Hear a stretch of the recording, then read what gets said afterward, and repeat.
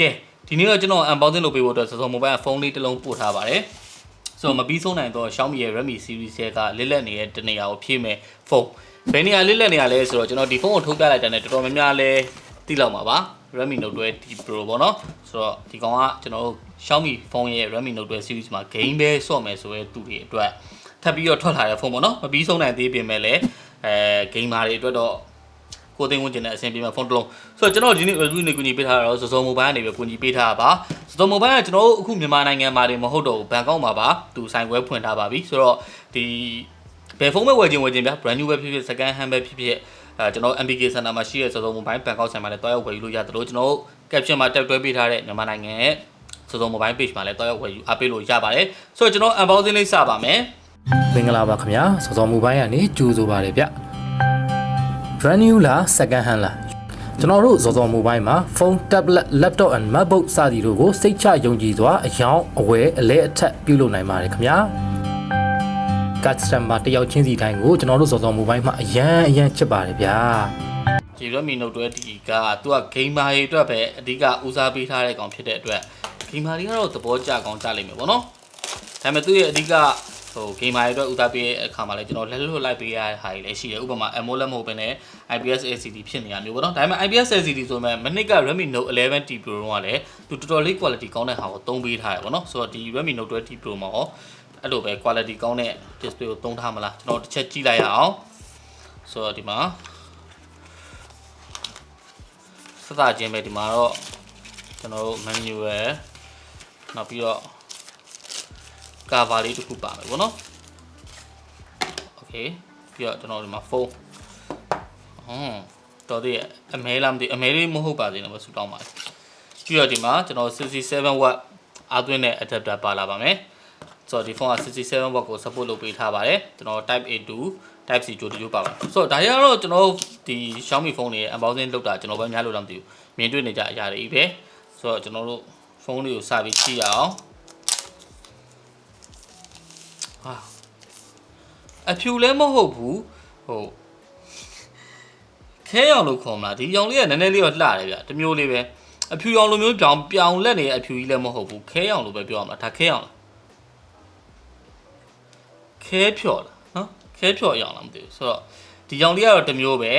ဖုန်းကကန်လိုက်တာနဲ့လက်ထဲမှာတော့နည်းနည်းလေးထူတယ်ဆိုလို့သူက battery က5060 mAh ပေါ့နော်9060လား9040လားမသိတော့ဘူးဆိုတော့အဲ့လို mAh ထိပါလာတယ်အဲ့တော့ကျွန်တော်ဖုန်းကတော့ထူတယ်ပြီးတော့ flat display ပဲအောက်ဘက်မှာ type C ပေါက်ပါမယ်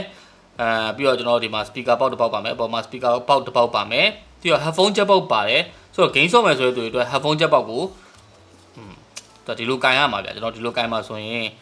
ဒီ headphone jack ပေါက်နဲ့လက်နဲ့ရောနည်းနည်းလေးကိုလိုကန်တော့ဖြစ်မယ်ထင်တယ်ထားပါတော့ကျွန်တော်အဲ့ဒါတော့တကယ်game sense ဆိုကြည့်မှာပဲထွက်လာမယ်ဖြစ်ပေါ့နော်ဆိုတော့ကျွန်တော်ဒီမှာ setup လေးကိုမြန်လေး skip လုပ်လိုက်ပါမယ်ကဲအားလုံးလည်း setup လုပ်ပြီးသွားပြီ setup လုပ်ပြီးသွားပြီဆိုတော့မြန်ဆန်မပြီးသွားရဆိုတော့သူ့ရဲ့ display က IPS LCD ဒါပေမဲ့ကျွန်တော်သတိထားမိတာချင်းလေးနည်းနည်းထူတယ်ဒီအပေါ်ဘေးတွေအောက်တွေ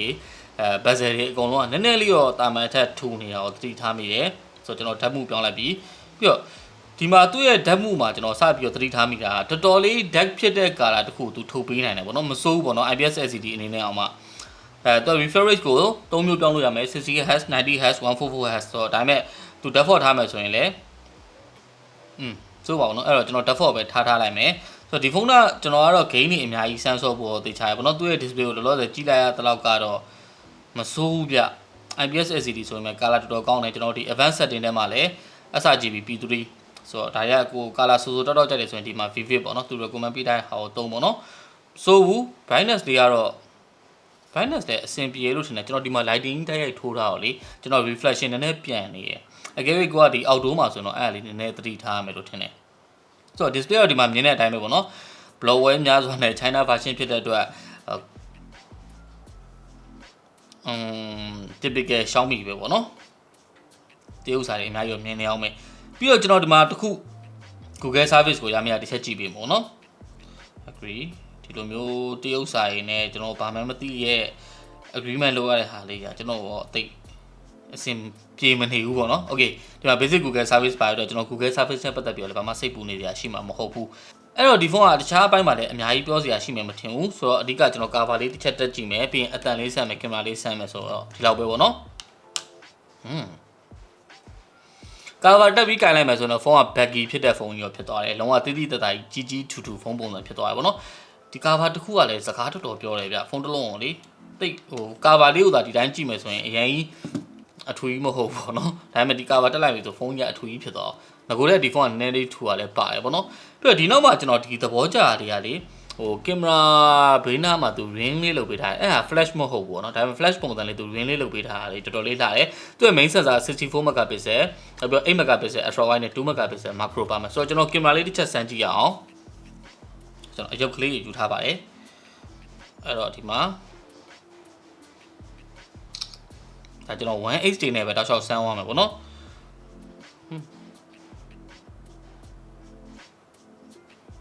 မစိုးဘူးလို့ပဲပြောရမှာတော်တော်လေးမစိုးပါဘူးဆိုတော့ဒီဖုန်းက IPS LCD တာလက်ခံနိုင်မယ်ဆိုရင် तू ကတော်တော်ကြီးကိုအဆင်ပြေမဲ့ level တစ်ခုမှရှိရအောင်ကျွန်တော်စွတ်တာပြောနေတာပေါ့နော်သူ့ရဲ့3 beta ရဲ့ chipset က Dimensity 8200 Ultra အဲ့ဒါကျွန်တော်ဟိုနေ့ကမှ review လေးလုပ်ပြီးသွားပြီ unboxing လေးလုပ်ပြီးသွားပြီဖြစ်တဲ့ Xiaomi ရဲ့ CB3 နဲ့ performance တူတူပဲဆိုတော့ performance မတရားကောင်းတဲ့ကောင်ပေါ့နော်အဲ့တော့ကျွန်တော်ဒီမှာကားလေးကိုတစ်ချက်ဒီကားဘန်ပါတော့ပြုတ်ဆိုကင်မရာလေးကတော့မစိုးဘူးပေါ့နော်ဒါပေမဲ့ကျွန်တော် focus ပိုင်းလေးနဲ့ပတ်သက်ပြီးတော့နည်းနည်းလေးဒီမှာ first impression တစ်ခုအနေနဲ့အရန်အားရရောမဟုတ်ဘူးအဲ့တော့ကျွန်တော် audio လေးတစ်ချက်စမ်းကြည့်အောင် sound test ဒီမှာ ringtone